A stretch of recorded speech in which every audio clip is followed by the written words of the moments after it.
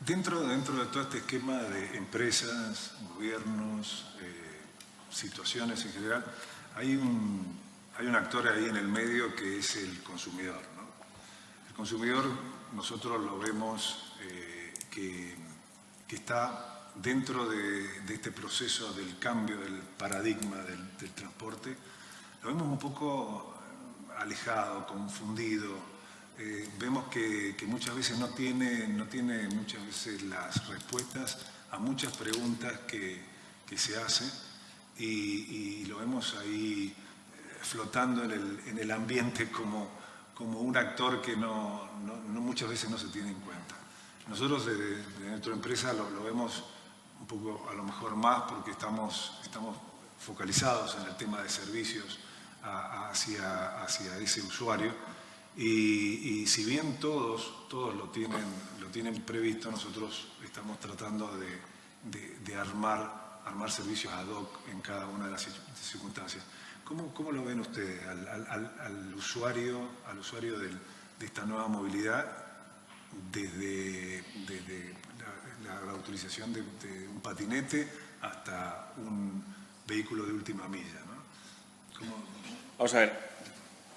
Nosotros, yo, en concreto, tengo una cierta distorsión cognitiva. Es decir, yo pienso que todo el mundo sabe lo que sabemos los usuarios de vehículos eléctricos. Y ahí cometemos un grandísimo error. El coche eléctrico sigue siendo un grandísimo desconocido. Cada vez menos, si os dais cuenta, los anuncios del domingo por la noche en prime time ya son todo de coches eléctricos. Y eso es importante porque hace que cada vez sea más conocido, por lo menos por los anuncios de la tele. Ahora bien, la gente que no prueba todavía un vehículo eléctrico, ¿qué piensa de un vehículo eléctrico? Que es caro, que no tiene autonomía y que no hay infraestructura de recarga, ¿vale? Bueno, aquí están los señores de Invicta para demostrar que un vehículo eléctrico hoy en día no es caro y que para la mayoría de nuestros usos tiene autonomía suficiente. En Europa nosotros por término medio hacemos 37 kilómetros de desplazamientos diarios. Pensad los que hacéis vosotros y veréis que es algo que algunos agente comercial que lo pueda ver. Pues los demás tenemos unos kilómetros diarios de recorrido en ese rango. Por lo tanto, ni es cierto que los vehículos eléctricos sean caros, ni es cierto que la autonomía de los vehículos no sirvan para la mayoría de nuestras necesidades. Sí es cierto, como decía antes Julián, que sigue habiendo una barrera que hay que resolver, que es la de las infraestructuras de recarga. Eso sigue siendo una realidad. Yo creo que en la medida en que se van teniendo más datos acerca de la percepción del consumidor, esas otras dos primeras cuestiones van poniéndose en su sitio, pero esta tercera sigue estando ahí. Y yo creo que sobre eso es sobre lo que hay que trabajar fundamentalmente. Primero, sobre educar en términos generales acerca de estas cuestiones que son un condicionante en el proceso de uso, más que en el de compra, porque al final el vehículo eléctrico, luego nos lo contará Carla con más detalle, tiende a ser cada vez más compartido y menos tenido en propiedad, y eso es un grandísimo avance porque permite dimensionar las necesidades de movilidad muchísimo mejor. Pero sí es verdad que hay una cuestión fundamental que es la de la infraestructura, ¿no? Que es lo que a la vez hace muy sexy el coche eléctrico, porque nadie puede pensar tener una gasolinera en casa y nadie puede pensar tener una hidrogenera en casa, pero una electrolinera sí. Y para aquellos propietarios de vehículos eléctricos, eso de tener la gasolinera en casa es, con perdón de la expresión, estupendo. Vamos a dejarlo ahí, ¿no? Quería decir la hostia, pero se ha cortado. Sí, yo particularmente le llamo a ese fenómeno de tener una electrolinera en casa, lo veo como el principal enemigo de la infraestructura de recarga, porque en realidad ese sistema va a ir mejorando día a día y va a tener repostando en la casa del consumidor un coche que también va a ir mejorando. Entonces, frente al despliegue de infraestructura, este es un obstáculo, si se quiere. Hablando de eso, ahora que verdaderamente lo tendrían que ver como un servicio al consumidor, no lo hacen así, lo hacen como una obligación. Entonces dicen, bueno, en mi parking tengo que instalar 2, 3, 4, 6, 8, 10 enchufes porque por ahí viene alguien y recarga, pero en realidad no hace falta. Esas empresas también tendrían que hacer algunos servicios de última milla. Y ahí, Julián, te quería hacer esa pregunta con los desafíos que tienes tú con los vehículos que estás comercializando. ¿Cómo ves esa predisposición de las empresas a adoptar la política de la movilidad sostenible para el usuario, para su trabajo del día a día y básicamente teniendo en cuenta una filosofía de compañía hacia adelante de lo que va a pasar en un plazo muy corto, como lo que hablábamos? Pues nosotros en Invicta vemos que hay mucha más sensibilidad que en el B2C. Las empresas de última milla y las empresas logísticas han empezado a incorporar, debido a este cambio de normativa del 1 de enero, empezaron a incorporar vehículos eléctricos pues hace 2 años o 3 años.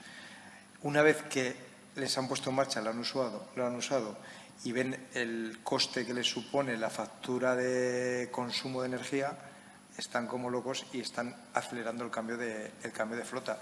De hecho, ahora mismo hay un problema en el vehículo industrial, sobre todo en el de más tamaño, en el más grande, el de mayor capacidad, que se han roto las entregas y hay bastantes problemas de entrega, porque todas esas empresas están adquiriendo vehículos eléctricos y no hay suficiente producción para abastecer la demanda. O sea, eso que creemos que va a llegar y estamos seguros que va a llegar al cliente retail, en el cliente de flota ya está sucediendo, porque han visto la practicidad. Al final está claro que las empresas que hacen largos recorridos todavía no están en ese punto, pero la mayoría de empresas logísticas se movían en recorridos de 100-150 kilómetros diarios y en 2 turnos. En el cambio de turno aprovechan la carga y, claro, lógicamente pues han pasado a pagar facturas de consumo de combustible de 60-70 euros diarios a pagar 10 euros diarios, con lo cual son las más sensibles y las que están viendo que es más rentable para su negocio.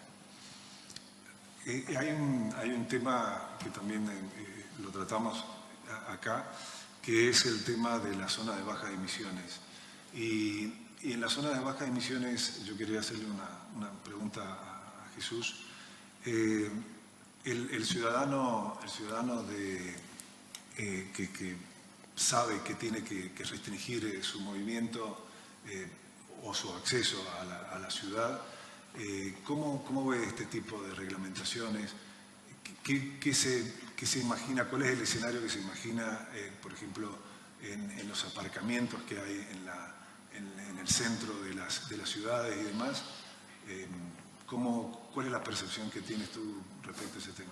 Mira, yo creo que cualquier cambio que se presente ante los ciudadanos siempre es complejo, siempre es una barrera y siempre es complicado de entender. Te voy a contar mi experiencia personal. Mi experiencia personal con algunos de las asociaciones de comerciantes de la ciudad me recordaba a cuando se prohibió fumar en los bares, que parecía que iba a cerrar la hostelería del universo y que era imposible que a nadie se le pudiera ocurrir ir a un bar si no tuviera la posibilidad de fumarse un cigarro. Y esa barrera es complicada y solo es demostrable funcionando. Lo que te decía antes, Julián, es lo complejo, ¿no? Que a ciudades como la nuestra, que somos 51.000 habitantes, pero que somos una cabecera comarcal de más de 110.000 habitantes, que muchísima gente de esa viene todos los días a Torrelavega. Por eso en lo que a mí me ha tocado dirigir hace apenas un año ahora, que es cuando asumí la concejalía de movilidad del ayuntamiento, pues tiene bastante problemática en el día a día. Yo soy un convencido no sé si de la zona de bajas emisiones, pero sí de la peatonalización de los centros lo más posible y de facilitar que las personas tomen el mando de las ciudades.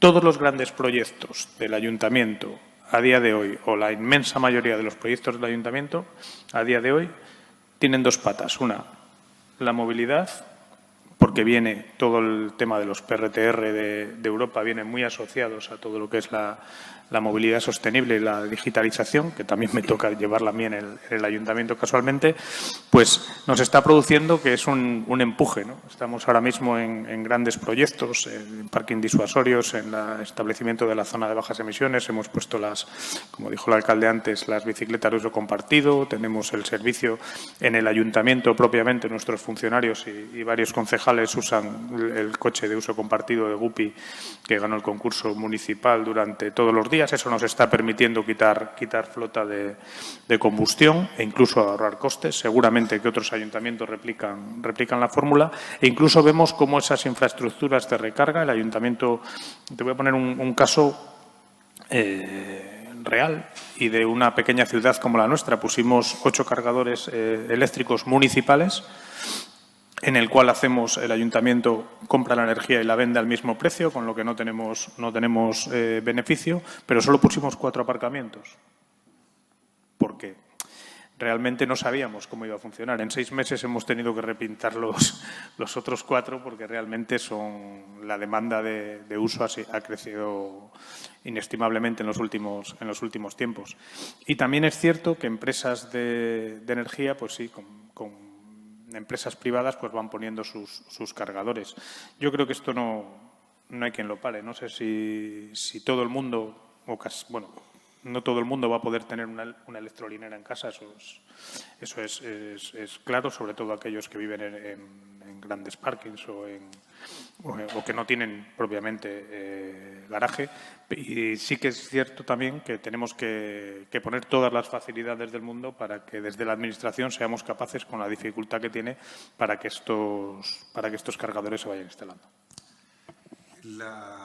Hablando un poco de las empresas y de las instituciones, quería hacerle una pregunta a Adriano.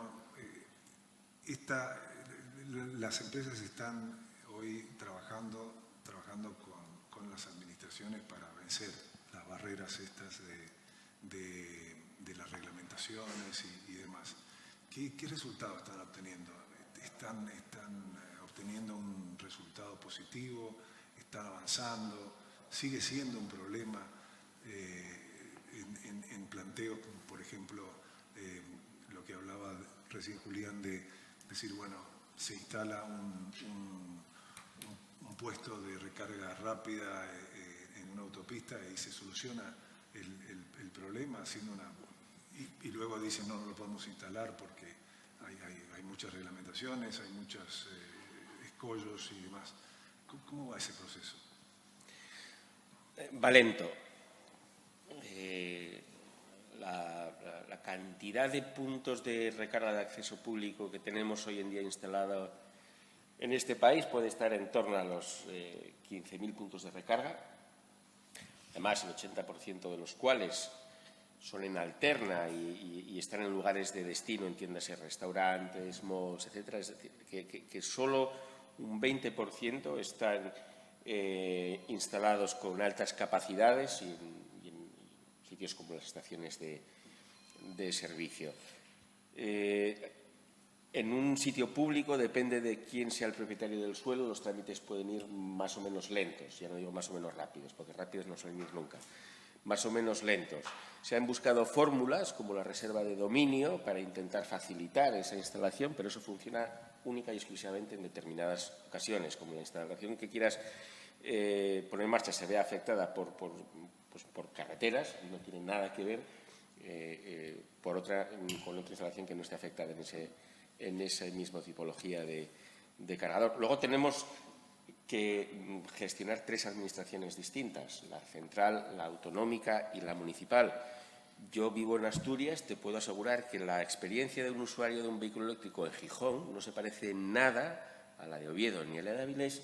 ¿Por qué? Porque las normativas son totalmente distintas, la disponibilidad de vehículos eléctricos es totalmente distinta, la infraestructura de recarga de acceso público es totalmente distinta. Por lo tanto, ¿eso qué quiere decir? Que hay ayuntamientos que se escurren la sesera para buscar la forma de facilitar el despliegue de infraestructuras, de servicios de movilidad y lo consiguen, y hay otros que esto les queda muy lejos todavía y que, por lo tanto, no se han puesto a trabajar en ello. Y al final, en unos mandan los secretarios técnicos de un ayuntamiento y en otros manda el alcalde. Y eso ya, para empezar, pues es un problema a resolver también, ya no técnico, ¿no? Sino de otro tipo de problema. En los que el alcalde se sobrepone al secretario, no suele acabar bien la cuestión. Ya, pero bueno, no digo que se tenga que sobreponer, lo digo que tenga que mandar, no sobreponer, mandar.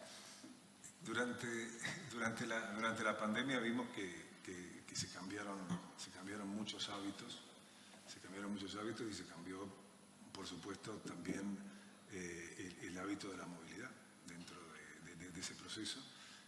Comienza el teletrabajo, comienza una serie de factores que van a incidir en el movimiento del consumidor de los coches eléctricos, y a partir de ahí esos cambios, Julián, tú como que estás cerca del consumidor, ¿ves la gente joven que hoy no tiene ese apego que teníamos nosotros cuando éramos más chicos al coche eléctrico y teletrabaja y dice, bueno, ¿para qué me voy a mover tanto? Y adopto otro tipo de movilidad. ¿Cómo lo ves? Yo creo que hay un dato que es abrumador y que nos tiene que hacer a todos reflexionar, no solamente a las empresas privadas, sino también a las administraciones. El 54% de los españoles menores de 34, porque todos pensamos en edades más pequeñas, 25, 26 años, no tienen carnet de conducir. Entonces, una vez que hemos dicho este dato, las preferencias de la gente, nosotros, en nuestra generación, a los 17 años te estaban sacando el teórico, para los 18 años tener el carnet de conducir porque te daba una libertad que era plena. Eso ahora mismo no sucede, la gente prefiere gastarse el dinero, han cambiado los hábitos. Mucho contenido digital, prefieren tener el Netflix en un smartphone de última generación y viajar. A lo mejor no conocen que hay un pueblo precioso en Cantabria, a 30 kilómetros de aquí, y sí que conocen, han estado en Estados Unidos 3 veces o en París o en Roma.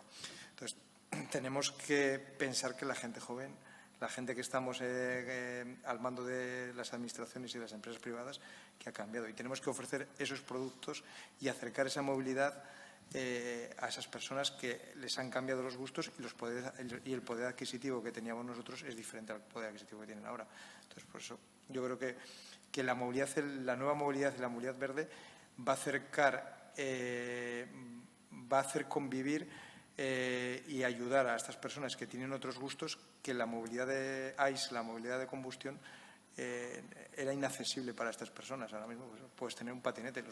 Los patinetes, ningún gran fabricante, ningún gran centro de distribución apostó por ellos. ¿Cuántos patinetes se vendrán en España al año? ¿No? O sea, desconozco la cifra, pero cientos de miles. Y eso ha sido el consumidor el que ha impuesto que él quería moverse con ese tipo de vehículo, el vehículo móvil, que han tenido que legislar ahora mismo las administraciones porque había un vacío legal que existía. Entonces, tenemos esa ventaja, que vamos a poder ofrecer muchos sistemas de movilidad para andar por las ciudades y andar en otros entornos, bicicletas, e-bikes, con unas autonomías de 100 kilómetros, ciclomotores, bicimotos. Ahí abre un nuevo sistema de movilidad que se abre un melón enorme y que va a ayudar al consumidor. En otro orden de cosas, perdona que me extienda un poquito, otra empresa de Aidive y nosotros hicimos lobby para conseguir el carnet B1, que en otros países europeos existía, que es el carnet que a las personas de 16 años les permita, homologable al de moto de 125, tener un vehículo que se desplaza a 90 kilómetros por hora. Entonces, también las empresas tenemos la responsabilidad de sumar a la movilidad nuevas formas de que estas personas de jóvenes se enganchen también al vehículo y les dé esa sensación de libertad. Con 15 años se pueden sacar un cuadriciclo, un L6, que la velocidad máxima es 45 por hora, y a los 16 años pueden obtener un coche de 90 kilómetros por hora, que ya son unas prestaciones bastante elevadas para poder hacer cualquier forma de conducción. Jesús, una pregunta. Las administraciones, tanto nacional o regional, están dando ayuda, están dando estímulos para que esta movilidad sostenible sea una realidad. ¿Cómo ves este procedimiento y si son suficientes las ayudas? ¿Crees que tendría que haber otro tipo de ayudas?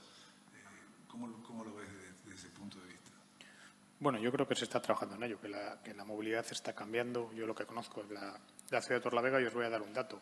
Hace 13 días que pusimos en funcionamiento las bicicletas eléctricas de uso compartido en Torlavega y tenemos 500 abonados.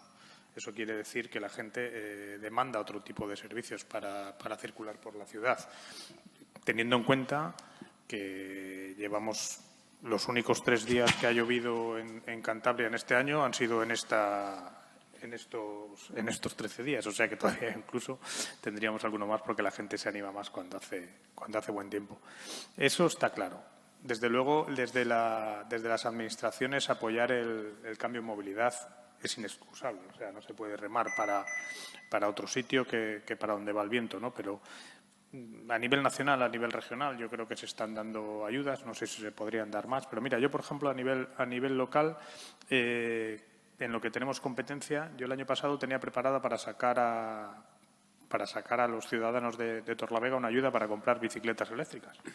Y no la saqué porque el mercado no tenía bicicletas eléctricas el año pasado y iba a producir un embrollamiento administrativo que la gente no iba a poder justificar aquellas ayudas que nosotros le habíamos otorgado. Y no la saqué por eso, porque vi que al final solo iba a producir un problema, porque consultando con las tiendas de bicicletas de la ciudad o con los grandes almacenes no tenían stock de bicicletas para poder dar a las personas.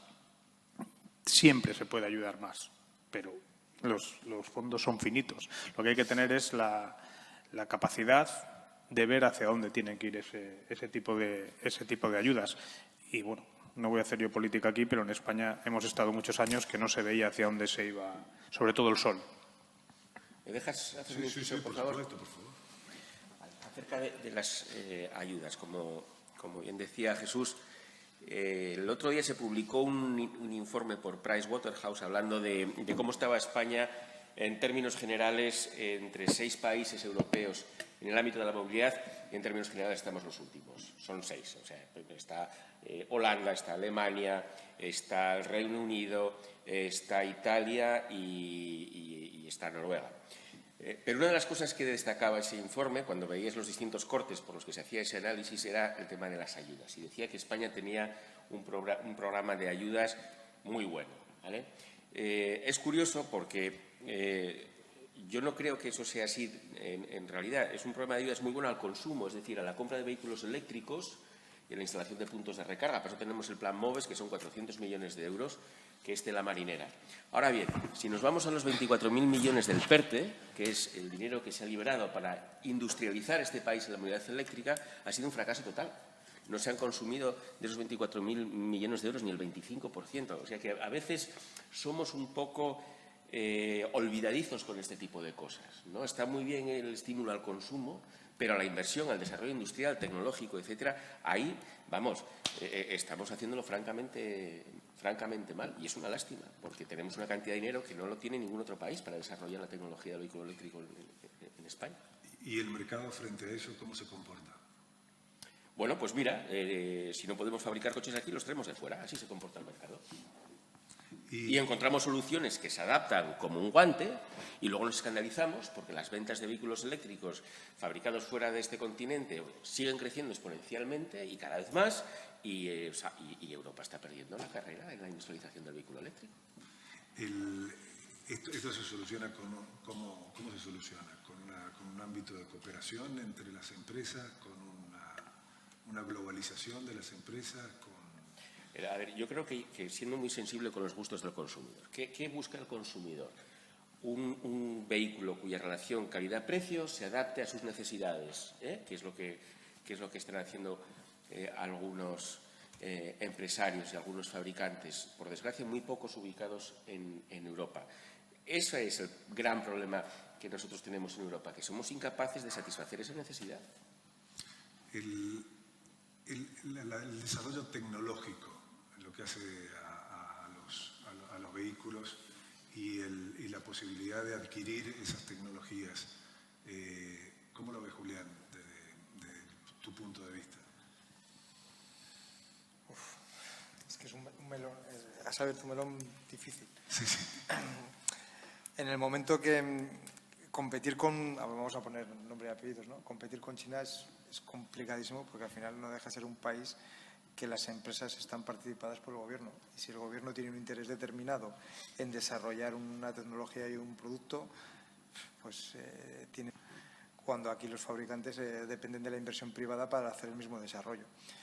Y partiendo de la base de que China yo llevo viajando regularmente a China desde el año 2000, En el 2008-2009, a final de la primera década, ellos vieron que no iban a poder nunca competir tecnológicamente con los fabricantes occidentales en la tecnología de combustión y dieron el paso de apostar por la tecnología eléctrica. Y hoy en día el 25% de los 40 millones de coches que se venden, no llega a 36-37 millones de coches que se venden en China son eléctricos.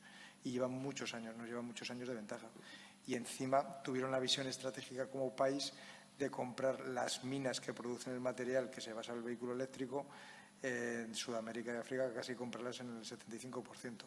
Con lo cual tienen la materia prima, tienen la tecnología y tienen el desarrollo. Con lo cual ahora mismo nos llevan muchos años de ventaja para poder cogerles. Y eso, pues, y encima aquí, los PERTEs no se desarrollan con cierta facilidad para que sea un 30%, con lo cual sí que es fabricable en pequeñas escalas y puede ser competitivo.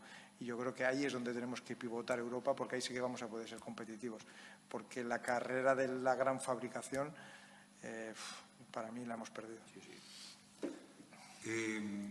Yo no sé, la audiencia quiere hacer algunas preguntas o tiene alguna observación para la mesa. Me gustaría que la hicieran y pudiéramos establecer un diálogo con ustedes también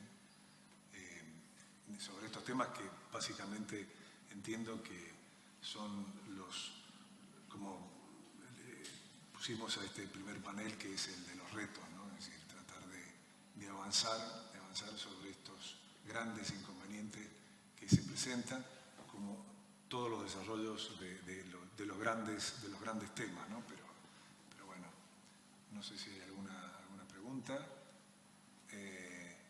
¿Sí?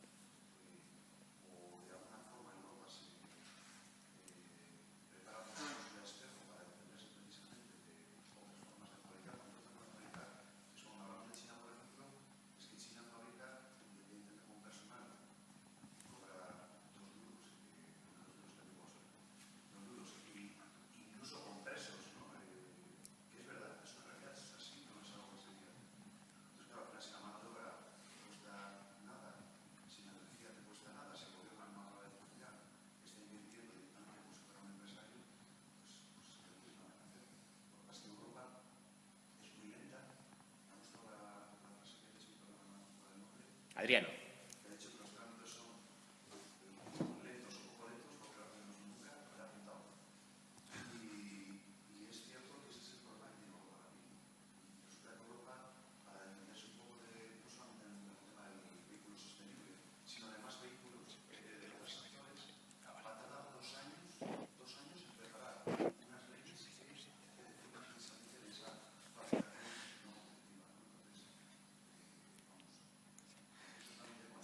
Hay una diferencia también, que nunca la ponemos, nunca la escalamos, que en China son 1.300 millones de habitantes censados y en Europa somos 300 y encima estamos en un conflicto militar en el continente.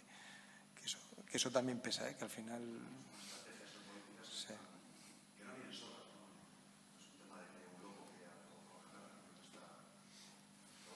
Sí. No, pero que al final 1.300 millones, el consumo que te puede generar un mercado de 1.300 millones... a otro de 300. Se ha hablado se filtró la noticia de Stellantis que dijo el presidente Carlos Tavares que había que poner más aranceles al producto de China. Claro, hay la mayoría, por ejemplo, los productores alemanes, su mercado número uno, el productor Volkswagen, Mercedes, BMW, el mercado número uno es China. Entonces, es un debate, claro, tú no puedes poner aranceles a un mercado donde te pueden cerrar el mercado y es tu primer mercado y dependes de ese mercado. Entonces, es que es un debate geopolítico. No, pero es una cuestión, en línea con lo que estáis comentando. Tavares dijo lo de los aranceles y Macron dijo que no se apoyará con subvenciones la compra de coches que no fueran fabricados en Europa. Y se acabó. Y eso es volver a un sistema económico de principios del siglo XX. Si empezamos con sistemas autárquicos, pues vete a saber cómo acabamos. Algunos piensan que no hay otra opción. Algunos piensan que no queda más remedio que empezar a proteger nuestros mercados como se están protegiendo los chinos y los estadounidenses los suyos.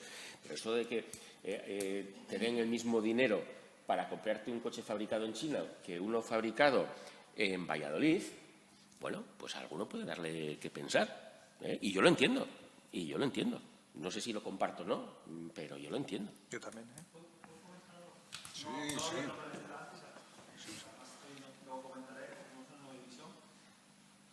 Pero lo que, más que ir a sistemas autárquicos, lo que pedimos es un sistema de competencia real, con las mismas condiciones.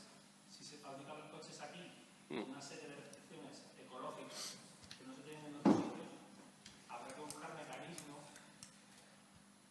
que protejan al que está defendiendo al trabajador y a la ecología. Ese es el acercamiento. Claro, pero No es, quiero proteger mi mercado. volvemos a lo que decía Julián. ¿Cómo negocia un continente de 300 frente a un país de 1.300? La capacidad de negociación ahí cada vez es menor y China lo sabe. Y luego, ojo, que yo he visitado como 30 plantas en China y el debate de que son contaminantes, de que las condiciones laborales tal, es totalmente falso. Yo he estado allí, las he visitado, están totalmente robotizadas, las condiciones de los trabajadores. Habrá otros sectores quizá, los desconozco, pero el sector automóvil es un sector muy profesional. Tener en cuenta que los grandes operadores que hay en el sector automóvil están fabricando, tienen joint ventures con todos los grandes fabricantes europeos, Stellantis, Volkswagen, Honda, los japoneses. O sea, es totalmente, en ese sentido, sí que se ha abierto ahí como una leyenda que no es real. O sea, ellos sí que respetan las condiciones y son los primeros. Un ciudadano chino puede comprar un Toyota, puede comprar un Peugeot, puede comprar un MG, que es un fabricante chino, puede comprar un DFSK, que es un fabricante chino, y él tiene la opción de elegir. Y si elige esos productos es porque cumplen las condiciones y, de hecho, las ventas, la penetración de los productos chinos en China respecto a los productos de marcas occidentales suben mes a mes. Están viendo cada vez más. Un NIO, tienes unos productos. En el top 20 de marcas vendidas en China, las 15 primeras son chinas. Es decir, Tesla, Porsche, etcétera, están del 16 al 20. O sea que algo tendrá el agua cuando la bendice. Es así, sí. Y ojo a India, Yo creo que estos temas son temas muy, muy grandes, muy importantes, que van a tener que tener tarde o temprano una definición en el sentido de que el usuario que está enfrente está esperando las respuestas que tú decías y también lo que agregaba Julián y Jesús. Yo les agradezco el tiempo, les pido que se queden con nosotros para los siguientes paneles. La idea es básicamente poder luego interactuar entre nosotros para que podamos sacar algunas conclusiones y por supuesto también expresar algunas ideas y proyectos que anden dando vuelta por allí. Desde el punto de vista estratégico nuestro, hay un tema que también lo vemos importante, que tiene que ver con la colaboración entre las empresas para desarrollar proyectos como lo que mencionaba Julián también, proyectos a lo mejor de bajo volumen, de no tantas restricciones, de montar algunos proyectos pilotos que sirvan para después replicarse en otros sitios, mostrando que con una bajo nivel de regulación y demás se pueden hacer las cosas más rápido y bien. Así que yo les agradezco el tiempo, Estamos tratando de hacer tres paneles en los cuales se hablen de estos temas y el próximo panel es de movilidad compartida y en el cual vamos a a tratar ese comportamiento del ciudadano hacia poder mejorar la movilidad a partir de compartirla. Muchas gracias y bueno, seguimos en el diálogo.